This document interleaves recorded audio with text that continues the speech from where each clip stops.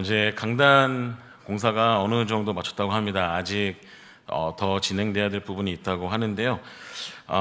제가 그래도 어느 정도 리모델링 한 후에 첫 설교라고 하는데요. 예, 영광입니다. 예, 아무쪼록 아직 남은 공사 위에서 계속해서 성도님들 생각나실 때마다 기도해 주시길 바라고요. 나아가 또 강단에서 선포되어질 말씀과 흘러갈 은혜들을 기대하며 함께 계속해서 사역들을 위하여서 말씀 사역들을 위하여서 기도해 주시기를 주님의 이름으로 축원합니다. 우리가 함께 읽은 이 본문 말씀을 서로 양식이 되어 주십시오라는 말씀 제목으로 나눌 텐데, 여기 계신 우리 성도님들이 특별히 말씀으로 말미암아 서로에게 영적인 생명력을 불어넣어 주는 존재, 그렇게 서로에게 양식이 되어 주는 존재가 되시기를 주님의 이름으로 간절히 소망합니다. 여러분, 만나면 좋은 친구라는 말을 떠올렸을 때 딱 하고 생각나는 것이 있으시죠? 없으신가요? 저 여러분 모두에게 이 말을 떠올리면 이제 한 노래가 딱 생각이 날 것 같은데요. 어느 한 방송사의 로고송이 생각나실 겁니다. 뭐 만나면 좋은, 다 아시죠? 다 모르는 것처럼 보고 계셔가지고 여기 한국 아닌가 이제 생각하고 있었는데, 저는 이제 지극히 제 개인적인 생각이긴 하지만 저의 어린 시절을 생각해 보면 이 로고송이 나오는 방송사에서 방영했던 수많은 방송 프로그램들이 저뿐만 아니라 많은 사람들에게 그 로고송의 내용처럼 정말 좋은 친구가 되어주지 않았나라는 생각을 어릴 때 해본 적이 있습니다. 그만큼 많은 사람들에게 즐거움이나 감동이나 눈물을 선사해줬던 프로그램들이 참 많았던 것 같은데, 그 중에서도 참 많이 기억나는 것 중에 한 가지는 무엇이냐면, 우리 성도님들 기억하실지 모르겠습니다. 거주 환경이 조금 어려운 분들의 집을 고쳐주는 그런 프로그램이 있었습니다. 박수홍의 러브하우스라는 그런 프로그램이 있었죠. 저는 이거를 참 감동적으로 봤던 것 같습니다. 단순히 어떤 재미를 넘어서 집이 새롭게 고쳐지는 그런 과정과 모습들을 보면서, 그리고 거기에 나오시는 분들이 그 프로그램을 통해서 새로운 꿈과 소망을 품는 것을 보면서 정말 많은 감동을 받았고요. 또 감동을 느끼면서 기쁨 또한 느끼게 되었는데, 제가 청소년 때였습니다. 제가 청소년 때 그 방송을 보면서 정말 이런 생각을 했던 것 같습니다. 그 방송사의 로고송을 떠올리며, 야, 정말 좋은 친구 맞네 라는 생각을 했던 것 같습니다. 여러분, 좋은 친구의 기준은 무엇일까요? 여러분이 생각하는 좋은 친구 혹은 좋은 존재의 그 기준은 여러분 무엇입니까? 우리는 이 질문, 좋은 친구의 기준은 무엇인가 라는 질문에 대해서 정말 여러 가지로 답을 할 수 있을 것 같은데, 많은 사람들이 이 좋은 친구의 기준에 대해서 이야기할 때 제가 찾아보니까 이런 이야기들을 많이 하더라고요.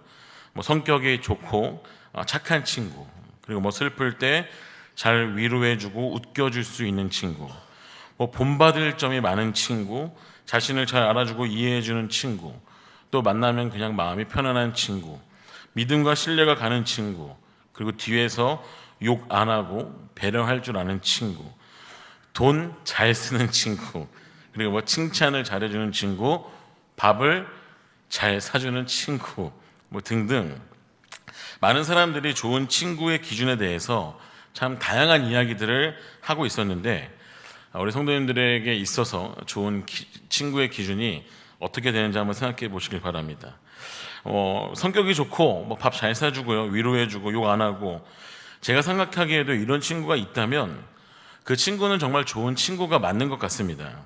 그리고 저와 여러분 각자 주변에 이런 친구 한 명씩 꼭 있지 않을까 생각을 해봅니다.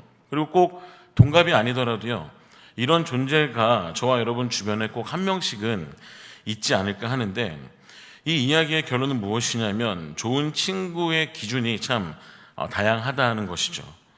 오늘 우리가 함께 읽은 그 말씀도 좋은 친구의 기준에 대해서 말해준다라고 할 수 있는데, 지금까지 이야기한 좋은 친구의 기준들 있잖아요.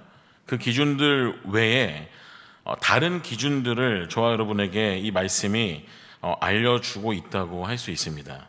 특별히 우리 그리스도인들은 내 친구와 주변 사람들에게 어떤 친구가 되어야 하고, 또 친구를 뛰어넘어 우리가 서로에게 어떤 존재가 되어야 하는지 그 기준에 대해서 이 말씀이 아주 잘 알려주고 있는 말씀이라고 할 수 있는데요.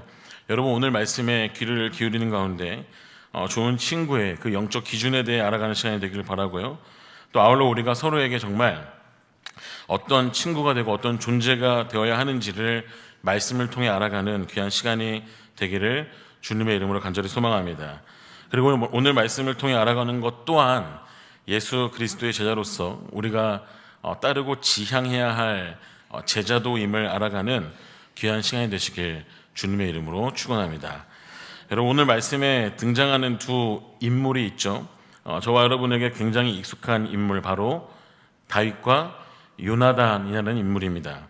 우리가 함께 읽은 이 본문 말씀 그 이전을 보면 하나님의 군대를 모욕하는 골리앗과 그 모욕 속에 도망치기에 바빴던 이스라엘의 백성들의 모습을 보며 거룩한 분노를 가지고 골리앗에게 반응하는 그 다윗의 모습을 우리가 살펴볼 수 있는데, 여러분, 정말 보잘것없고 또 가진 것도 없으며 군인도 아닌 목동에 불과한 다윗이, 그가 들었던 무기조차도 정말 하찮은 것에 불과했던 그 다윗이 하나님을 향한 절대적 신뢰를 가지고 하나님 이름의 능력으로 의지하며 나아갔더니 그 위력이 대단하여서 사람들을 움츠리게 만들었고, 그리고 그렇게 힘들게 했던 골리앗을 무너뜨렸던 그 사건을 다들 아실 겁니다. 사무엘상 17장에 그 이야기들이 나오죠. 여러분, 골리앗과의 싸움에서 승리를 거둔 다윗은 굉장히 자연스럽게 이스라엘에서 영웅으로 칭송을 받기 시작했을 것이 분명합니다. 모두가 다 도망가는 상황 속에서 골리앗과 대면하여 그를 무너뜨렸으니 여러분, 그럴 만도 하죠. 그런데 다윗이 이렇게 사람들로부터 주목을 받고 칭송받는 것을 경계하고 그것을 염려하는 사람이 한 명 있었으니 여러분, 그는 바로 사울 왕이었습니다. 그리고 다윗이 골리앗을 무너뜨린 사건 후에 그 사울의 염려가 시작이 되는 거죠. 사울 왕은 친구를 가까이 하되 적은 더 가까이 해라 라는 그런 마음으로 다윗을 왕궁에 두기로 했고, 다윗은 왕궁에 갇혀있는 그 상태에서 사울 왕의 아들인 요나단을 만나게 되는데, 여러분, 사울 왕의 맏아들이었던 요나단은 어떤 존재였냐면 맏아들로서 당연히 왕의 자리를 물려받을 사람이었습니다. 말 그대로 요나단은 왕위를 계승할 서열 1순위였던 것이죠. 그런데 다윗은 어떤 존재였는지 아십니까? 하나님께서 다음 왕으로 선포하며 사무엘에게 기름 부음을 받은 그런 사람이었습니다. 그러니까 지금 요나단과 다윗은 둘 다 왕이 될 사람이었어요. 그런데 지금 그런 사람 둘이 만난 것입니다. 여러분, 왕의 자리는 한 사람만 올라갈 수 있죠. 어떻게 보면 다윗과 요나단은 지금 경쟁 관계다라고 말할 수도 있는데, 여러분, 이 말씀을 한번 읽어보시길 바랍니다. 사무엘상 18장 1절부터 3절까지의 말씀인데요, 이 세 절의 말씀을 같이 함께 좀 읽어볼까요?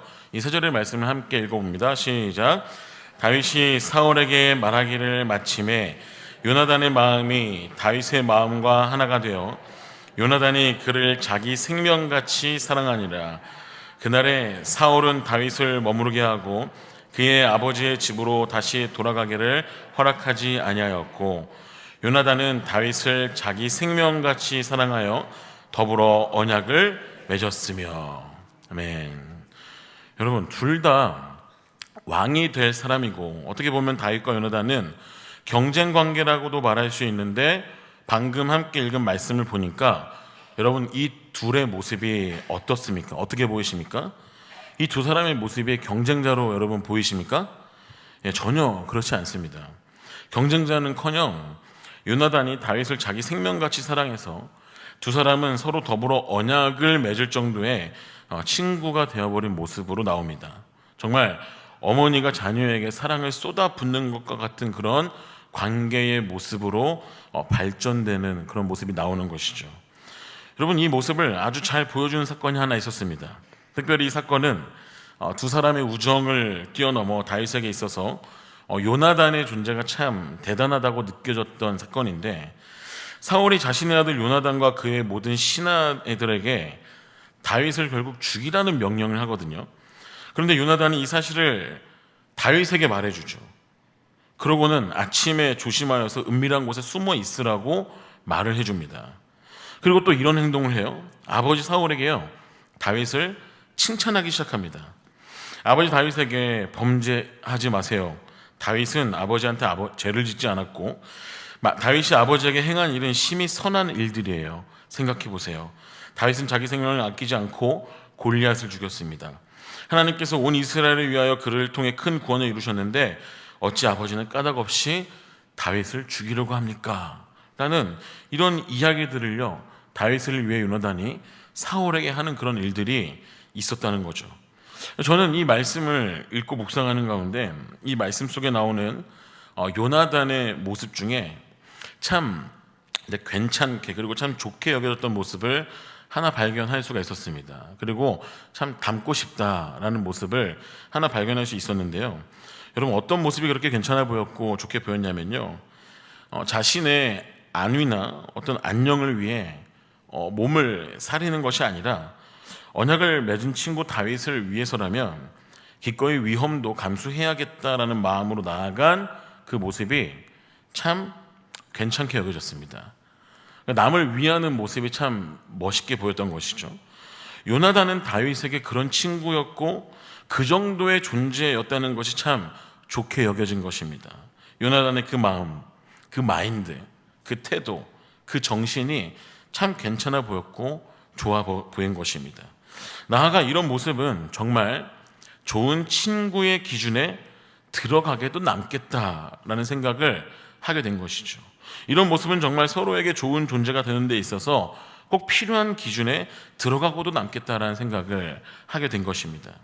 누군가가 나를 위해 자기 평판이나 안이나 안녕을 기꺼이 감수하는 것, 그런 친구가 있다면, 그런 성도가 있다면, 그런 지체가 있다면, 그런 존재가 있다면 그 사람은 정말 충분히 좋은 친구가 맞겠다라는 생각을 하게 된 것입니다. 그 존재는 정말 서로에게 너무나도 필요한 존재가 되겠구나라는 생각을 하게 된 것이죠. 제가 지금까지 살면서 특별히 교회 안에서 사역을 하면서요, 만나고 경험했던 교역자분들이나 성도님들이나 교회학교 교사분들이나 청년들이 참 많았는데, 지나온 세월 속에 그 많은 사람들과 여러 사람들과 함께하며 제가 발견한 것이 한 가지 있습니다. 특별히 함께 나누고 있는 말씀에 나오는 요나단의 모습이나 그리고 우리 예수님의 모습이나 그 외에 성경 속에 나오는 수많은 인물들의 모습을 염두에 두고 생각했을 때 제가 발견한 것이 한 가지 있는데, 그것은 무엇이냐면, 우리가 특별히 예수 그리스도를 믿는 그리스도인으로서 교회 공동체를 이루면서 함께 살아갈 때, 그리고 그 안에서 주님이 맡기신 그 사명을 감당하며 함께 무언가를 계속해서 하며 살아갈 때 자신의 안위나 안녕을 위해 어떻게든, 여러분 이것이 중요합니다. 어떻게든 몸을 사리는 그런 사람과 자신의 안위나 안녕을 위해 완벽할 수는 없을지라도 혹은 좀 부족할지는 몰라도 태도적인 측면에서 그리고 마인드적인 측면에서 봤을 때 기꺼이 내가 무엇이라도 감수해야겠다라는 그런 마음, 남을 위하는 그런 마음, 그렇게 나아가는 사람이 있다는 것, 그렇게 두 부류의 사람이 있다는 것을 발견할 수 있었습니다.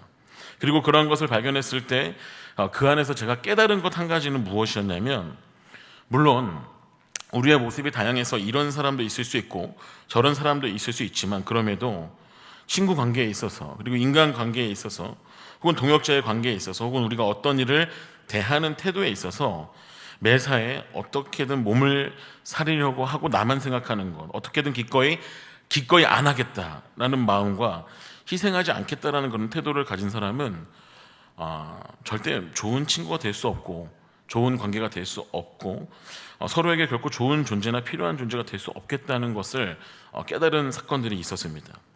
어떻게든 자신의 안위나 안녕을 위해 몸을 사리는 태도가 가진 사람보다는 완벽하진 않을지라도 조금 부족할지라도 관계에 있어서 그리고 어떤 일에 있어서 어떻게든 기꺼이 무엇이라도 감수해야겠다라는 마인드와 그 태도를 가진 사람이 정말 서로가 서로에게 더할 나위 없이 좋은 친구와 좋은 존재가 될 수 있다는 것을 새삼 깨닫게 된 것이죠.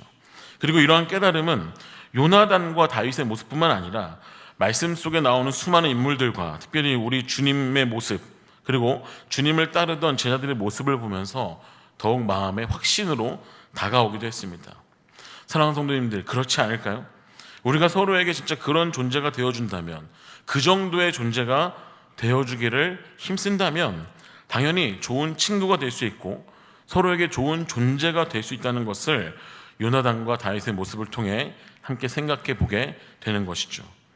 저는 개인적으로 말씀을 통해 이러한 것을 발견하고 깨닫게 된 이유로 관계나 또 혹은 어떤 일에 있어서 제 마인드나 태도를 늘 돌아보고 점검하며 살아오게 된 것 같습니다. 그러니까 이 말씀이 없었으면요, 이런 돌아봄과 점검은 사실 없었을 거예요. 비록 부족하고 연약한 모습 투성이고 결코 완벽해질 수도 없지만, 그럼에도 이 말씀을 통한 이러한 발견과 깨달음 때문에 나는 이 친구에게, 그리고 나는 이 동역자에게, 혹은 나는 이 청년들에게, 나는 이 교회에 어떤 존재인가, 그리고 어떻게든 기꺼이 나아가는 존재인가, 아니면 나는 어떻게든 내 안위만, 나만 생각하는 존재인가, 이런 점검들을 하며 살아온 것 같은데, 말씀으로 말미암은 돌아봄과 점검인 것이죠. 물론 부족하긴 하지만 지금도 여전히 제 마인드와 태도를 돌아보고 점검하고자 합니다. 나는 우리 주님께 어떤 존재인가, 그리고 나는 우리 목사님께, 그리고 우리 성도님들께, 우리 교역자분들께, 우리 교회에 나는 어떤 존재인가, 나는 어떤 존재로 나아가고자 하는지 물론 티가 안 날 수도 있지만 지금도 여전히 제 마인드나 태도를 돌아보고자 하고 점검하고자 하는데요. 여러분, 이런 돌아봄과 점검을 통해 관계에 있어서, 사역에 있어서 어떻게든 기꺼이 무엇이라도 감수해야겠다는 마음으로 살아갈 때 경험한 것은 무엇이었냐면, 누군가가 생명력을 갖게 되고 누군가가 살아나더라는 것입니다. 물론 누군가 저에게 그런 존재가 되어주고 누군가 저에게 그런 친구가 되어줘서 저 자신조차도 먼저 제가 다시금 생명력을 갖게 되고 다시금 살아나는 것을 경험하기도 했지만, 제가 말씀을 통해 돌아봄과 점검을 통해 요나단과 같이 살아가고자 했을 때 누군가가 생명력을 갖게 되고 친구와 동역자들이 생명력을 갖는 것을 경험하게 된 것이죠. 저는 이 지점에서 분명히 깨달았습니다. 우리가 이렇게 살아갈 때 주 안에서 서로를 살릴 수 있는 양식이 되어줄 수 있다는 것을 깨달았습니다. 그리고 이러한 모습으로 서로에게 양식이 되어주는 것이 바로 우리 예수 그리스도께서 보여주신 모습이다 라는 것을 새삼 깨닫게 된 것이죠. 여러분, 이것이 바로 우리가 지향해야 할 제자도 중에 하나인 것입니다. 뿐만 아니라 제가 말씀을 읽는 가운데 계속해서 나타나는 이 다윗과 요나단의 모습을 보면서요, 서로에게 좋은 친구가 되고 좋은 성도가 되고 좋은 지체가 되고 좋은 존재가 되는 것에 대한 기준을 추가적으로 더 한 번 더 생각해 보게 된 것이 있는데요. 여러분, 우리는 이제 십광야에서의 다윗과 요나단의 모습에 집중할 필요가 있습니다. 여러분, 이 사무엘서의 이야기가 계속되면서 다윗의 신세가 어떻게 되는지 아십니까? 결국 다윗은 사울 왕의 피해 달아나는 신세가 됩니다. 사울로부터 살아남기 위해 광야로 도망쳐서요, 동굴에서 동굴로 옮겨 다니며 떠돌게 된 거죠. 이렇게 수년 동안 사울한테 혹독하게 쫓겨다니고 있는 다윗이 십광야 수풀에 있었는데, 자, 어떻게 보면 다윗은 정말 지칠 대로 지치고요, 많은 위로와 격려가 필요했던 상황이었다고 할 수 있어요. 그런데 이때 요나단이 다윗에 있는 곳에 이르게 되고, 그곳에 이르러서 요나단이 다윗에게 뭐라고 말하냐면요, 오늘 본문 말씀인데요, 우리 15절부터 17절까지 말씀, 이 세 절의 말씀을 다시 한 번 더 함께 합독해 볼까요? 합독해 봅니다. 시작. 다윗이 사울이 자기의 생명을 빼앗으려고 나온 것을 보았으므로 그가 십광야 수풀에 있었더니 사울의 아들 요나단이 일어나 수풀에 들어가서 다윗에게 이르러 그에게 하나님을 힘있게 의지하게 하였는데, 곧 요나단이 그에게 이르기를 두려워하지 말라. 내 아버지 사울의 손이 내게 미치지 못할 것이요, 너는 이스라엘 왕이 되고 나는 내 다음이 될 것을 내 아버지 사울도 안다 하니라. 아멘. 사랑하는 성도님들, 요나단이 쫓기고 있는 그 다윗에게 이르러서 정말 거기까지 가서 한 행동이 무엇이에요? 다 같이 따라해 볼까요? 하나님만 의지하겠다. 아멘이십니까? 하나님을 의지하겠다는 것입니다. 여러분, 요나단이 위기에 있는 다윗에게 가서, 거기까지 가서 다윗으로 하여금 하나님을 의지하게 했다는 것이에요. 요나단의 행동을 한번 잘 보십시오. 그냥 어떤 일반적인 위로와 단순한 이해가 아니라 어려움에 빠져 있는 다윗이 하나님을 의지하게 하고, 그것을 좀 더 확장을 해석하면요, 하나님을 꿈꾸게 하고, 또 과거에 일하셨던 하나님이 지금도 살아계셔서 역사한다는 그 사실을 거기서부터 힘을 얻을 수 있도록 도와준 것이 바로 여러분 요나단의 행동입니다. 쉽게 말해서 수년 동안 사울에게 쫓기면서 생명의 위협을 받는 다윗이 얼마나 마음이 가난하고 얼마나 마음이 어렵고 여러분 힘들었겠어요. 여러분 힘들면 솔직히 그 상황과 환경에 집중하게 되지 하나님을 의지하고 바라보는 것에 집중 잘 못합니다. 제가 믿음이 부족해서 그런지 그렇더라고요. 못해요. 안 그러시는 성도님들도 계시겠지만, 근데 그런 차원에서 봤을 때 다윗도 참 완벽하지 않은 인간이었어요. 다윗도 그러했을 것 같습니다. 그런데 그 친구 요나단이 다윗에게 이르러 정말 다윗이 생각하고 기억해야 하는 것, 정말 다윗이 이 최악의 상황 속에 빠져 있을지라도 그 자리에서 꿈꾸고 소망하고 기억해야 되는 것, 그 단 한 가지가 뭐예요? 하나님이에요. 하나님. 이 세상에 내 인생의 절대 주권자 되시고 주관자 되시는 하나님이요, 바로 그 하나님을 생각하게끔 하고 그 하나님을 떠오르게끔 하고 그 하나님을 의지하게끔 하고요, 신뢰하게끔 하고 붙잡게 했다는 것입니다. 요나단이 다윗에게 그런 친구, 그런 존재가 되었다라는 것이에요. 사랑하는 여러분, 저와 여러분이 이 말씀을 보면서 한번 잘 생각해 봐야 됩니다. 저와 여러분 각자는 한 공동체 안에서 서로에게 어떤 존재인지 먼저 한번 생각해 봐야 되는 것이죠. 물론 교회 밖에서, 세상에서, 또 가정에서 내가 어떤 존재인지도 우리가 생각해 봐야 되지만, 먼저 우리는 한 공동체 안에서 서로에게 어떤 존재인지에 대해서 한번 생각해 봐야 되는 것입니다. 나는 하나님과 멀어지게끔 만드는 목사인지, 하나님과 멀어지게끔 만드는 존재인지, 하나님을 꿈꾸게 하는 존재인지, 나는 하나님을 뒷방 늙은이 취급하게끔 만드는 존재인지, 아니면 정말 삶으로 하나님을 소망하게끔 만드는 존재인지, 우리는 말씀을 통하여 다시 한번 내가 어떤 존재인지에 대해서 한번 생각해 볼 필요가 있다는 것입니다. 그리고 저와 여러분에게 진짜 필요한 친구와 정말 필요한 지체는 바로 하나님을 의지하게 하고 하나님을 꿈꾸게 하고 하나님을 붙들게 하는 사람이라는 것을 기억해야 됩니다. 하나님으로 격려하고 하나님으로 위로하고 하나님으로 소망을 주는 사람이 우리 교회에도 필요하고 우리 구역에도 필요하고 우리 부서에도 필요하고 교회 곳곳에 필요하다는 것을 우리는 생각하고 기억해 봐야 되는 것이죠. 사랑하는 여러분, 요나단이 다윗으로 하여금 하나님을 의지하게 하려고 했을 때 다윗이 요나단에게 이 하나님을 의지하라는 메시지를 들었을 때 다윗에게 자연스럽게 생각나는 것이 무엇이었을까요? 저는 말씀을 묵상하는데 그런 생각이 들더라고요. 앞전에 다윗이 골리앗에게 승리했던 그 사건에 대해서 제가 이야기를 했잖아요. 요나단이 다윗에게 하나님을 의지하게 했을 때요, 저는 말씀을 묵상하는데 계속 그게 묵상되는 거예요. 다윗에게 이 골리앗과의 전투가 계속 떠올랐을 것 같다라는 생각을 하게 되는 거죠. 하나님과의 영적인 추억, 하나님의 이름을 의지하며 그 상황들을 이겨나갔던 그 영적인 추억들이 생각나지 않았을까라는 생각을 해보게 됐습니다. 위기라고 할 수 있는 그런 상황 속에서, 굉장히 두려울 수 있는 그런 상황 속에서 오로지 하나님의 이름의 능력으로 나아가 승리했던 골리앗과의 그 싸움이 생각나며 현실에만 집중하는 것이 아니라 하나님을 꿈꾸고 하나님을 붙들고 하나님을 의지하는 그 자리로 나아갔을 것이라는 것, 여러분 그것이 생각나더라고요.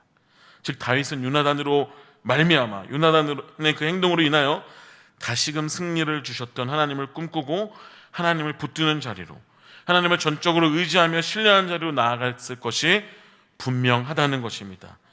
여러분이 이 모습을 보면서 어떤 생각이 드시는지요? 저는 어쩌면 익숙할 수 있고 그냥 지나갈 수도 있는 이 모습을 보면서 이런 표현을 쓰지 않을 수가 없었습니다. 정말 다윗이 다시금 생명력을 가지고 살아나게끔 만들고 있구나, 양식이 되어주고 있구나, 먹여 살리는, 그의 영혼을 먹여 살리고 그의 신앙을 먹여 살리고 그의 삶을 먹여 살리는 그런 양식이 지금 되어주고 있구나. 여러분, 그것 자체가 너무나도 감격스러운 것이죠. 서로에게 하나님을 의지하게끔 하는 존재가 되는 것, 그렇게 서로에게 하나님을 꿈꾸게 하는 존재가 되는 것, 서로에게 하나님을 꿈꾸게 함으로써 다시금 절망 속에서 소망을 품게 만들고, 그 가운데 죽음이 아니라 더 나아가 혹시라도 죽이는 존재가 아니라 생명력을 가지고 살아가게끔 만드는 존재. 여러분, 우리가 그 모든 것을 꿈꾸고 나아간다면 얼마나 우리 교회가, 그리고 모든 크리스천들이 감격스러운 모습, 주님이 보시기에도 얼마나 그 감격스러운 모습으로 나아갈 수 있을까 생각을 해보게 됩니다. 특별히 제가 이 부분에서 감격을 하게 된 이유는 무엇이냐면, 다윗의 심정을 생각해 봤을 때요, 저는 또 이런 생각도 들더라고요. 어쩌면 계속해서 쫓기는 상황에 있고 위기의 상황에 있다 보니까 마치 하나님이 실수하시는 분으로 여겨지지 않을까라는 생각이 계속해서 들더라고요. 또 나아가 자기 인생의 주도권이 하나님께 있다는 것을 망각하며 살지 않았을까라는 생각이 들더라는 것이죠. 그런데 어쩌면 굉장히 뻔해 보일 수 있고 식상하게도 여겨질 수도 있는 그 요나단의 행동으로 인해, 여러분, 요나단의 행동이 뭐예요? 하나님을 의지하게끔 만드는 행동으로 인해, 하나님의 존재를 생각하게끔 만드는 그 행동으로 인해 여러분, 다윗이 다시 한번 하나님을 의지하며 일어서게 됐다라는 것, 그것이 정말 참 우리에게 감격이 되어야 하고 존재가, 도전 자체가 되어야 하는 것입니다. 제가 전에 설교 중에 말씀을 들었을 수도 있는데, 제가 신대원 다닐 때 한참 잘 부르지 못했던 찬양이 한 가지 있습니다. 어떤 찬양이냐면요, 신실하신 하나님, 실수가 없으신 주님, 좋으신 나의 주님. 이 찬양 다들 아시죠? 신실하신 하나님, 실수가 안 없으신, 저 이렇게 진짜 이렇게 불렀어요. 제가 이 찬양을 잘 못 부르겠던 시절이 있었는데, 그 이유는 다름 아닌 제 자신과 제 가정에 닥친, 우리 가정에, 지금 제가 결혼한 가정 말고요, 결혼하기 전에 가정에 닥친 상황과 환경 때문이었습니다. 뭐 말하자면 한도 끝도 없겠지만, 제가 마주한 상황과 환경 속에서 그 상황과 환경이 정말 위기 중의 위기다라고 생각되어지고 받아들이기가 싫은 거예요. 그렇다 보니 하나님의 절대 주권과 섭리를 인정하기가 너무 힘든 것이죠. 마치 하나님께서 실수가 있으신 분이 아닌가라는 생각이 가득해지는 겁니다. 그러다 보니요, 어느 날 예배 시간에 저 찬양을 하는데 감동이 없는 거예요. 그냥 정말 그렇게 실수가 안 없으신 이렇게 부르고 있거나 그냥 안 부르고 있는 거죠. 그런데 한참 그러고 있던 시기 중에, 제가 이제 그때는 주중에 신대원 학교 생활을 마치고 이제 주말에 이제 본가에 가서 제가 섬기던 모교회, 제가 자라난 교회에서 사역을 할 때였는데, 이제 주말에 집에 갔는데, 사실 제가 평소에 어머니와 시시콜콜하게 그런 많은 대화를 하는 편은 아니거든요. 그런데 제가 이제 와서 정리하고 금요 철야 기도에 가기 전에 저녁을 먹던 중에 저보다 사실 더 많이 힘들었을 어머니가 저에게 그런 이야기를 하는 거예요. 야, 조은아, 그래도 하나님 의지해야 된다. 엄마가 사실 이런 이야기 할 정도로 신앙생활을 잘하고 있지는 않지만, 그래서 그게 좀 부끄럽지만, 그래도 하나님 붙들지 않으면 우리가 뭘 붙들겠냐. 엄마가 비록 일을 나가야 돼서 금요예배 나가지 못하지만 하나님 붙들어, 하나님 붙들어라, 우리 하나님 붙들자, 이렇게 말씀하시는데, 어쩌면 너무 뻔하게 들렸을 그 말 한마디, 하나님 의지해라, 하나님 붙들어라라는 이 말 한마디가 절망 속에 빠져서 실수가 없으신 하나님 찬양도 못하고 있던 저에게 새로운 소망을 불어넣어주고 부활을 경험하게끔 만들어주는 그런 하나의 사건이 되더라는 것입니다. 더 나아가 인생의 주도권이 누구에 있는지 다시 한번 생각해보며 하나님 앞에 납작 엎드리게끔 만드는 그런 또 하나의 사건이 되었다라는 것이죠.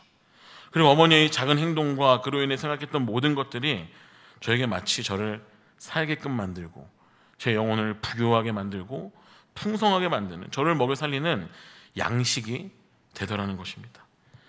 여러분, 그 요나단의 그 행동이요, 다윗이 하나님을 의지하게끔 만들었던 그 행동이요, 그 행동은 분명히 다윗을 먹여 살리는 영적 양식과도 같았을 것입니다. 요나단은 다윗이 하나님을 꿈꾸게 함으로써 하나님은 실수가 없으시고 인생의 주도권이 그럼에도 하나님께 있다는 것을 깨닫게 함으로써 정말 그렇게 다윗에게 양식과도 같은 존재가 되었을 줄 믿습니다. 특별히 저와 여러분이 주 안에서 하나 된 영적인 가족으로서 교구 안에서, 구역 안에서, 부서 안에서 서로가 서로에게 하나님을 의지하게끔 만드는 존재가 될 때, 정말 진실로 하나님을 꿈꾸게 하는 만드는 존재가 될 때, 더 나아가 예수 그리스도의 복음을 꿈꾸게 만드는 그런 존재가 될 때요, 우리 교회는 서로에게 양식이 되어주며 한 발짝 더 도약할 것이라 믿어 의심치 않습니다. 물론 제가 보니까요, 서로에게 양식이 되어줄 때, 그러니까 하나님을 의지하게끔 만들고 붙들게끔 할 때 한 가지 좀 기억해야 될 것은 있습니다. 정중하고 겸손해야 됩니다. 예. 보니까요, 그러니까 이제 공감을 사실 잘 우리가 해야 되고요, 그 사람의 입장에서 좀 생각을 해보고 그 마음을 좀 잘 헤아리며 사랑하는 마음 가운데 하나님을 꿈꾸게 해야 됩니다. 가끔 보면은 이제 이런 존재가 되자고 하니까 절망 속에 있는 분에게, 또 어려움 속에 있는 분에게 무대포식으로, 야, 너 하나님 의지 안 하니까 그런 거야, 하나님 의지해라, 막 이렇게 또 말하는 분들이 있고, 그러니까 뭔가 전혀 어떤 공감과 어떤 그런 이해 없이 그냥 너 이렇게 하나님 사랑하지 않아서 그런 거다, 이제 이렇게 이야기하는 분들이 이제 있는데, 그러면 안 됩니다. 양식이 되어주는 게 아니라 저기 양식이 될 수 없고 더 굶주리게 하는 것이죠. 서로의 마음을 잘 헤아리며 사랑하는 마음 가운데 하나님을 꿈꾸게 해야 하는 것이죠. 그리고 사실 또 자신이 먼저 그렇게 살아갈 때 또 그렇게 꿈꾸게 할 수 있다라는 것, 여러분, 우리는 비로소 그럴 때 양식이 되어줄 수 있다는 것을 기억하시길 주님의 이름으로 축원합니다. 말씀을 마무리하겠습니다. 저와 여러분이 서로에게 죄를 짓게 하는 존재가 아니라 하나님을 꿈꾸고 복음을 꿈꾸며 예수님을 꿈꾸게 하는 존재가 되어서 서로를 영적으로 먹여 살리는 그런 우리 계산교회가 되시기를 주님의 이름으로 간절히 소망합니다. 그렇게 영적으로 먹여 살리고 서로에게 양식이 되어주기를 힘쓰면요, 우리 교회는 부활을 체험하는 그런 공동체가 될 줄 믿습니다. 아무쪼록 주님께서 그렇게 일하시길 소망하고요, 그렇게 우리 교회가 주 안에서 더욱더 아름답게 함께 지어져 가기를 주님의 이름으로 간절히 소망합니다. 네, 기도하겠습니다.